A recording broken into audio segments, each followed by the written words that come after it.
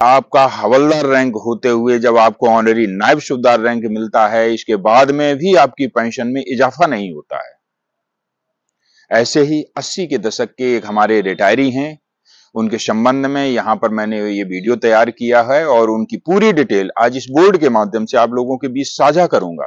22 साल सर्विस करने के बाद में जब इनको ऑनरी नायब सूबेदार रैंक मिलता है और फिर भी इनके ऑनरी नायब सूबेदार, आप यहां पर जानते होंगे कि हवलदार का जो पे लेवल होता है वो 5 है और जो ऑनरी नायब सूबेदार का पे लेवल होता है वो 06 है। इसके बावजूद भी उनको पे लेवल 5 की पेंशन दी जा रही है। ऐसा क्यों? इस बोर्ड के माध्यम से आप लोगों को विस्तार पूर्वक बताऊंगा और साथ में मैं आप लोगों को आज के वीडियो में यह भी बताने वाला हूं 2019 यानी कि OROP 2 के बाद में आने वाले जो भी पेंशनर हैं, 2019 से OROP 2 लागू होता है, उसके बाद में जो हमारे पेंशनर रिटायरमेंट आए हैं उनके संबंध में भी आज कुछ जानकारी साझा करूंगा। जो 17 साल करके सिपाही रैंक से ACP हवलदार रैंक से रिटायर होते हैं, उनकी किस प्रकार से बेसिक कम की गई और इस बेसिक का समाधान ना होने के कारण उनको लगातार नुकसान हुआ है, उनकी पेंशन में नुकसान हुआ है, कम्यूटेशन, ग्रेच्युटी इत्यादि चीजों में नुकसान हुआ है। उनकी भी सूचना इस बोर्ड के माध्यम से आपको विस्तार पूर्वक बताऊंगा कि किस प्रकार से उनको नुकसान हो रहा है।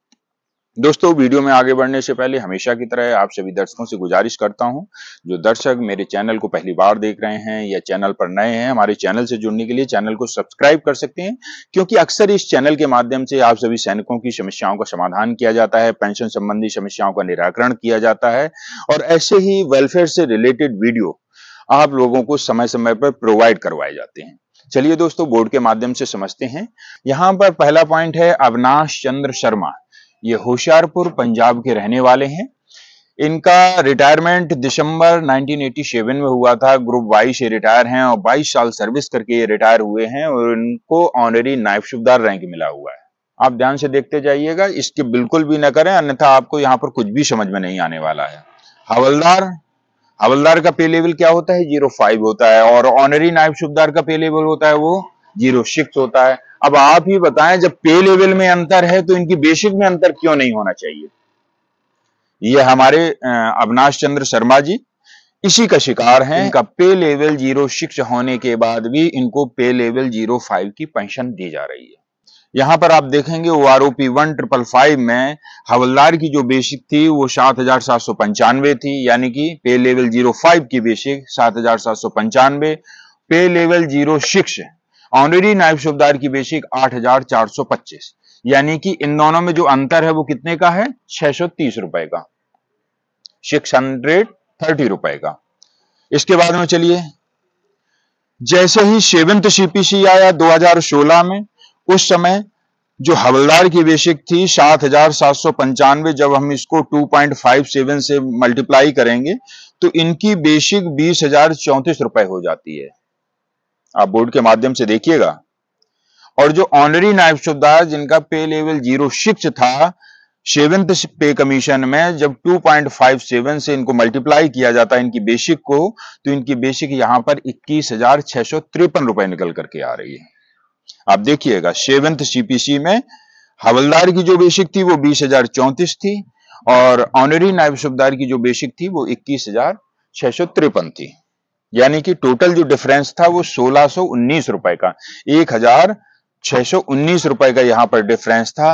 अब आइए, बारी आती है OROP 2 666 सर्कुलर 666 की बारी आती है। आप इसमें देखिएगा, हवलदार की जो बेसिक है पे लेवल 5 जिनको मिला हुआ है उनकी बेसिक 22,144।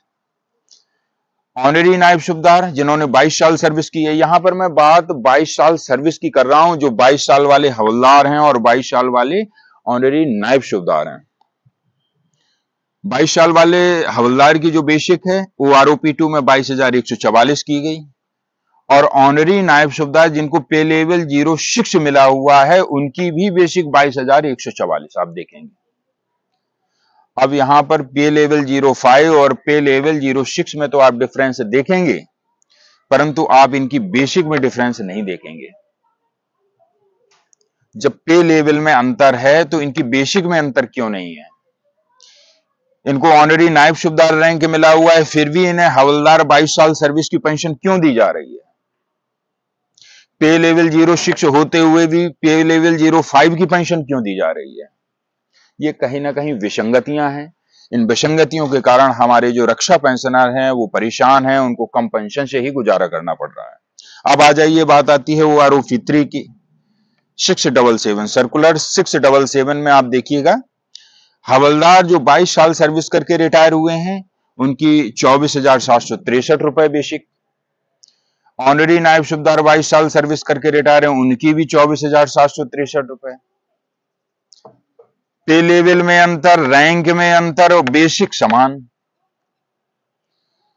ओआरओपी 1 में अंतर था 630 रुपए का और 7th सीपीसी में अंतर था 1619 रुपए का। फिर जब ओआरओपी की बारी आती है तो ओआरओपी में इनकी पेंशन घटा करके हवलदार के बराबर क्यों कर दी जाती है? आप देखेंगे इनके साथ में कहीं ना कहीं अन्याय हो रहा है। अगर इनको पे लेवल 06 मिला हुआ है, ऑनरेडी नायब सूबेदार मिला हुआ है, इनका कहना है इससे तो मैं हवलदार रैंक में ही ठीक था, मुझे नहीं देते ऑनरेडी नायब सूबेदार। किस लिए दिया जब मुझे हवलदार की पेमेंट देनी थी? ये कहीं ना कहीं हमारे पेंशनर के लिए बड़ा ही चिंता का विषय है और हमारे पेंशनर लगातार परेशान हैं। इसके संबंध में आपकी क्या राय है? आपके साथ में आपकी बेसिक क्या है? आपने कितने साल सर्विस की है? कृपया कमेंट सेक्शन में बताइए। यदि आप भी नायब सूबेदार रैंक से रिटायर हुए हैं तो जरूर बताइएगा। और यहां पर एक बात और बता दूं, यहां पर मैंने आपको 22 साल वाले हवलदार और 22 साल वाले नायब सूबेदार की बेसिक को समझाया, किस प्रकार से ओआरओपी 2 और ओआरओपी 3 में उनको बिल्कुल भी फायदा नहीं मिला है। ऑनरेडी नायब सूबेदार की बेसिक को घटा करके हवलदार के बराबर कर दिया गया है। आपने यहां पर 22 साल वाले हवलदार और 22 साल वाले ऑनरेडी नायब सूबेदार की बेसिक को देखा और आपने देखा कि यहां पर किस प्रकार से विसंगतियां पाई गई। ऑनरेडी नायब सूबेदार होते हुए भी हवलदार की बेसिक उनको दी जा रही है। अब बात आती है ऑनरी नायब सूबेदार। यहां पर ऑनरी नायब सूबेदार जो 22 साल हैं उनके साथ में तो आप देखेंगे कि किस प्रकार से उनकी बेसिक को घटा करके हवलदार के बराबर कर दिया गया। अब जो 23 साल जिनकी सर्विस है और 23 साल से लेकर के 28 साल सर्विस है, जिनको ऑनरी नायब सूबेदार रैंक मिला हुआ है, उनकी बेसिक 23,750 कर दी जाती है ओआरओपी 2 में, जो कि हवलदार के बराबर नहीं है। यहां पर 23 साल से लेकर 28 साल तक जिनकी सर्विस है ओआरओपी 3 में, उनकी बेसिक को 25,738 कर दिया जाता है, जो कि हवलदार के बराबर नहीं। परंतु 22 साल वाले ऑनरी नायब सूबेदार की बेसिक को क्यों हवलदार के बराबर किया जा रहा है? इन्होंने अपना ये सारा दर्द हमारे इस YouTube चैनल के माध्यम से, कमेंट सेक्शन के माध्यम से और अंततः उन्होंने फोन करके अपनी ये सारी बात बताई और मुझे बताते हुए बड़ी खुशी हो रही है कि इन्होंने अपनी बात को बड़े ही अच्छे तरीके से रिकॉर्ड ऑफिस को अवगत कराया, पीसीडीए को अवगत कराया। आप स्क्रीन के माध्यम से देखेंगे, आप देखेंगे स्क्रीन के माध्यम से इन्होंने कितने अच्छे तरीके से अपनी बात को रखा है। I army number show and show honorary नायब सूबेदार अविनाश चंद्र शर्मा, इन्होंने पूरी ये बात अपनी दर्शाते हुए इसमें कहा है कि मुझे ऑनरेडी नायब सूबेदार रैंक रिपब्लिक डे पर दिया गया था और उस समय मुझे बहुत खुशी हुई थी कि हवलदार रैंक के बाद में जब मुझे ऑनरेडी नायब सूबेदार रैंक मिला तो इनकी पेंशन में भी इजाफा हुआ, 7th सीपीसी में भी इनकी पेंशन में इजाफा हुआ। उसके बाद में जो ओआरओपी आए, चाहे वो ओआरओपी 2 हो चाहे वो ओआरओपी 3 हो, लगातार इनकी पेंशन में गिरावट देखने को मिल रही है। पे लेवल 06 होते हुए भी पे लेवल 05 की इनको पेंशन दी जा रही है। अगला पॉइंट है अजय कुमार जी के संबंध में। 17 साल सिपाही रैंक से ये रिटायर हुए हैं। मार्च 2020 में इनका रिटायरमेंट होता है। एसीपी हवलदार इनको बेनिफिट मिला हुआ है, फिर भी रिटायरमेंट के समय जो इनकी बेसिक सैलरी थी वो 37,000 रुपए थी। पे लेवल इनका 05 था और बेसिक पेंशन इनकी 21,325 पर फिक्स कर दी गई। इनको एसीपी हवलदार का बेनिफिट होते हुए भी इनकी बेसिक जो रिटायरमेंट बेसिक थी वो 37,000 क्यों रखी गई? कहीं ना कोई इंक्रीमेंट मिसिंग था। इनकी बेसिक पेंशन उस समय 37,000 ना होकर के 39,200 होनी चाहिए थी। बेसिक पेंशन 21,325 से ना होकर के 22,425 होनी चाहिए थी। परंतु जानकारी के अभाव के कारण इन्हें लगातार 3-4 साल तक कम पेंशन से ही गुजारा करना पड़ा। अंत में इन्हें हमारी टीम से संपर्क हुआ। जब इन्हें पता चला कि पूर्व सैनिक welfare association Jalaun team pensioner के लिए लगातार वेलफेयर से रिलेटेड काम कर रही है, तब इन्होंने हमारी टीम से संपर्क करके अपने पेंशन कार्यालय को चिट्ठी भिजवाई और अंततः इनकी पेंशन में संशोधन होता है और इनकी पेंशन को बढ़ा करके, यहाँ पर इनकी रिटायरमेंट बेसिक बढ़ा करके 37,000 से बढ़ा करके इनको 39,200 पर फिक्स किया गया और जो बेसिक पेंशन इनकी थी 21,325 उसको बढ़ा करके 22,425 पर फिक्स किया गया। आप देखेंगे जब इनकी पेंशन बढ़ जाती है, आप उन पीपीओ को भी देखें, पहले इनकी बेसिक कितनी थी 37,000, इनकी बेसिक पेंशन कितनी थी 21,325। उसके बाद में जब पेंशन बढ़वाई गई तो इनकी बेसिक 39,200 कर दी गई और उनकी जो बेसिक पेंशन थी वो 22,425 कर दी गई। इससे रिलेटेड इनको एरियर, पेंशन का एरियर मिला, ग्रेचुटी का एरियर मिला, प्लस कम्यूटेशन का एरियर, लगभग 2 लाख रुपए इनके खाते में इनका जो एरियर था वो क्रेडिट किया गया। देखो मेरा यहाँ पर बताने का आप लोगों को एक ही मकसद है, यहाँ पर जो भी सैनिक भाई हैं जो 37,000 बेसिक से रिटायरमेंट हुए हैं, 36 या 35 या जिससे भी रिटायरमेंट हुए हैं, कृपया कमेंट सेक्शन में बताएं। 17 साल एसीपी रैंक से रिटायर हुए हैं कि रिटायरमेंट के समय उनकी बेसिक क्या थी, उनकी बेसिक पेंशन क्या थी, वो अवश्य बताएं।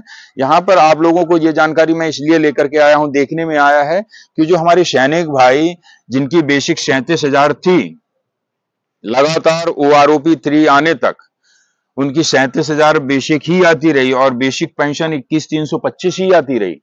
जैसे ही ओआरओपी 3 आया, ओआरओपी 3 में उनकी बेसिक को 21,325 से बढ़ा करके 22,476 तो कर दिया गया, परंतु यहां पर उनको लॉस हुआ है। तो किस चीज का लॉस हुआ है? एरियर का लॉस हुआ है। मार्च 2020 से लेकर के जून 2024 तक का जो एरियर बनता है, यहां पर उनको भारी नुकसान हुआ है। पेंशन के एरियर का नुकसान, ग्रेचुटी प्लस कम्यूटेशन के एरियर का नुकसान। ओआरओपी 3 में उनकी बेसिक पेंशन तो बढ़ा दी गई है पे लेवल 5 के मुताबिक, परंतु उनको जो इससे पिछला एरियर, इस समय का एरियर, वो इनको नहीं पेड किया गया है। मैं कई बार अपने चैनल के माध्यम से आप लोगों को जागरूक करते आया हूं, परंतु यदि फिर भी आप अगर चुपचाप बैठे रहे और फिर भी आप अंधेरे में रहे और कम पेंशन लेते रहे, आप अपने रिकॉर्ड ऑफिस से, अपने पेंशन कार्यालय से संपर्क करके इन तमाम चीजों की जानकारी लीजिए। यदि आपको किसी समय का एरियर नहीं मिला है तो आप इसके लिए प्रयास कीजिए। जब तक आप प्रयास नहीं करेंगे आपको आपका हक नहीं मिलेगा, ये तो आप समझ ही चुके होंगे। यदि आपको हक मिलना होता तो रिटायरमेंट होने से पहले ही मिल जाता। रिटायरमेंट होने के टाइम पर भी आपको ये हक नहीं दिया गया, तो आप रिटायरमेंट होने के बाद में समझ सकते हैं कि किस प्रकार से आपको घर बैठे कोई हक दे सकता है। इसके लिए यदि आपको जानकारी नहीं है तो हमारी टीम से संपर्क कर सकते हैं या पेंशन कार्यालयों से संपर्क करके अपनी पेंशन को बढ़वा सकते हैं।